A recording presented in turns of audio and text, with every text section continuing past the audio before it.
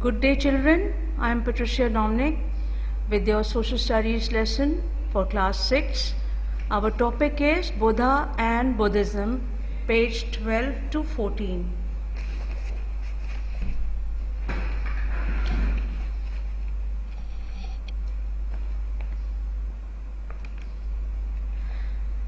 Children, remember this region?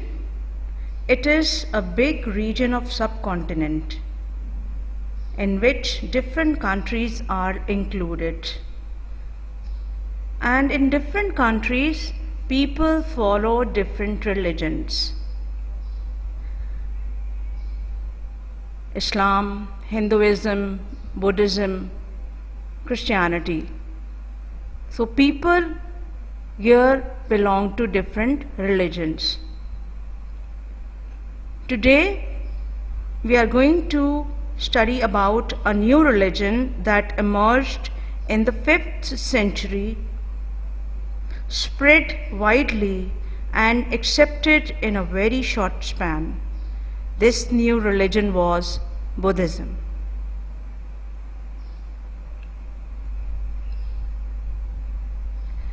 So, we are going to study about how did Buddhism begin and what does Buddhism teach us. This new religion, Buddhism, began circa 565 BCE to 485 BCE. And BCE means before Common Era. Over here, what do you mean by circa? Circa means when the historian is not certain of exact date. It means about or around. Since there are no records of the event, we can only assume it occurred circa or around 565 before Common Era to 485 before Common Era.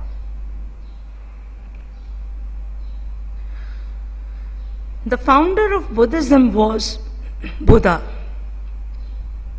Who was Buddha? To know about Buddha, we must learn who Buddha was when he was born. Before becoming enlightened Buddha, he was the prince of a state in the subcontinent. So let's begin the story of Prince Siddhartha. Prince Siddhartha Gautama was the son of King Sadhudana and Queen Maya of a small kingdom in Nepal. As was a custom in those days, an astrologer was consulted at the birth of the prince, who predicted that Siddhartha would become either a great leader or a very holy man. So, King Sadhudana decided to train him to become a great leader and issued strict order for his upbringing, one of which was that Siddhartha was not allowed out of the palace under any circumstances. He was provided with best teachers and material comfort of every possible kind, but shielded from knowledge of religion and human suffering. Children, he did not know about what was going around in his country, in his state. He was totally unaware about the people, how they are suffering and how they are living, or about any other religion. Hence, Siddhartha grew up in luxury without any first-hand knowledge of what went on in the world. 29 years passed this way until one day Out of curiosity, Siddhartha asked one of his men to show him what was outside the palace. He was shocked by what he saw. When he came out of the palace, he encountered with an old man. He did not know that old man is suffering with all his weakness, and it was very difficult for him to walk. Then he encountered with a sick man, and he saw that he was in pain and was living a miserable life. Then he encountered with a dead man, and he saw that how people are carrying a dead body and taking the dead body to a graveyard, and this was the end of a happy life. Then he encountered with an ascetic man, means a holy man who was living without any luxury and spending his time under a tree. So he was very much astonished to see all this. His encounter with reality had a profound effect on him, and after much thought, what he did? He left the palace, and everything counted to his life there, connected to his life there, including his wife and infant son. He left his wife and his little baby, and he left the palace and all of its luxury.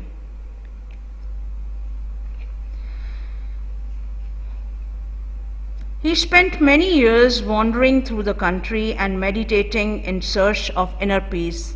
Meditating means to spend a quiet time with himself, alone, in a jungle. And finally, he found the answer, the question which was troubling him the most.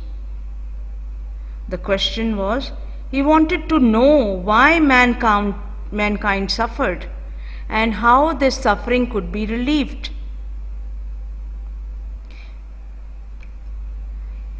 So after his meditation, when he was spending much time under a Bodhi tree, and he finally found the answer to his question.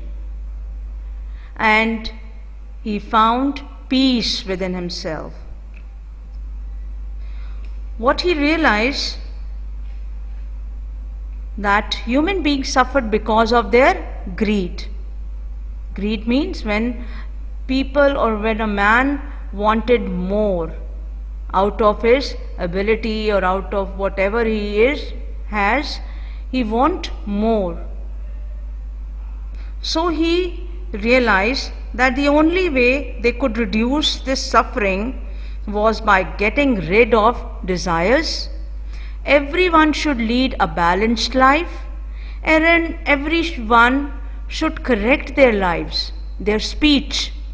Their speech means whatever they speak or talk, and their actions. Actions mean whatever they do. Prince Siddhartha became Gautama Buddha, the enlightened one. His path of peace was called Buddhism. Siddhartha's message quickly spread, and he became popular in a very short time. And people started coming to him with hope, and he guided them to achieve peace and contentment within themselves. He was no longer known as Prince Siddhartha, but now he was Gautama Buddha, the enlightened one, and his path of peace was called Buddhism. In Buddhism, Buddha also believed that all humans pass through the cycle of rebirth or samsara. This means that after death a person is reborn, but as a different life from depending on the quality of his or her actions in the previous life. People who perform good actions could reach the highest level of inner happiness where the cycle of rebirth would stop, allowing them to rest in peace forever. So this was called the cycle of rebirth or samsara.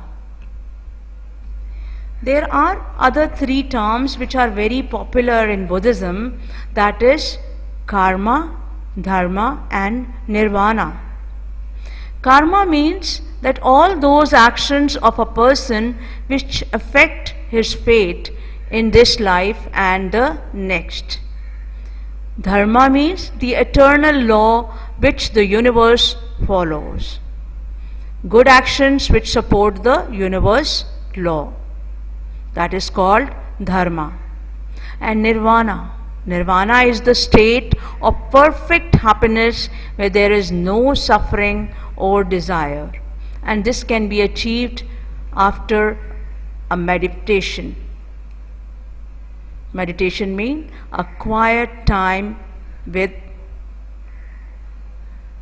his God or in peace. Then there is another belief that is called Dharma wheel. These are the basic teachings of Buddhism. They are called the Noble Eightfold Path. It consists of 8 basic laws or rules. Number 1 is right understanding, right intention, means whatever you are planning to do. Then right speech, whatever you speak. Right action, whatever you do should be right. Right living, the way of living. Then the right effort, whatever you are doing or you are struggling for. Then right attentiveness, that your determination. Then right concentration or meditation. These are called the Dharma wheel of the Noble Eightfold Path of Buddhism.